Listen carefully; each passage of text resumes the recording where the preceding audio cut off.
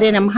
ఈరోజు సింగరకొండ మహాక్షేత్రంలో సాక్షాత్తు ఆంజనేయ స్వామి సమక్షంలో మహిళలందరూ కలిసి మేము మనస్ఫూర్తిగా వరలక్ష్మి వ్రతం చేసుకోవటం జరిగింది. ఇది అనాదిగా ఈ దేవస్థానం వారు సంప్రదాయపరంగా జరుపుతున్నప్పటికీ ఈ సంవత్సరము మంత్ర బలముతో మరియు సంకల్ప బలము ముఖ్యముగా ఈవో గారు తిమ్మయ్య నాయుడు గారు మహిళలందరినీ తమ సోదరిమణులుగా భావించి ఇక్కడికి ఆహ్వానించి మొత్తము పూజా సామాగ్రి అంతా కూడా తను సమకూర్చి దేవస్థానం తరపున ముఖ్యంగా అమ్మవారి రూపును కూడా అందరికీ ఇవ్వటం జరిగింది. ఆ రూపుకి మేమందరం చాలా ఇష్టపూర్వకంగా వేద పండితుల యొక్క మంత్రధ్వని మధ్య మనస్ఫూర్తిగా అన్ని రకాలైనటువంటి అద్భుతమైనటువంటి నైవేద్యాలతో సహా మేము పూర్తిగా పూజ చేసుకోవటం జరిగింది.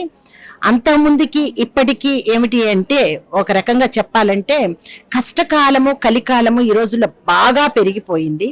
స్వార్థము బాగా పెరిగిపోయిన ఈ రోజుల్లో స్వచ్ఛందంగా ఈవో గారు ఈ సంకల్పాన్ని తీసుకొని సాక్షాత్తు ఆంజనేయ స్వామి స్వరూపముగా మహిళలందరి కోసము తానే దగ్గరుండి పూర్తిగా మొట్టమొదటి కార్పెట్ వేసిన దగ్గర నుంచి చివరిగా మేము భోజనాలు చేసి వెళ్లేంత వరకు తను నుంచొని సారథ్యం వహించటము మాకు స్వామివారు సోదరుడుగా ఇక్కడ నుంచొని చేయిస్తున్నటువంటి అనుభూతిని మేమందరం పూర్తిగా పొందటం జరిగింది.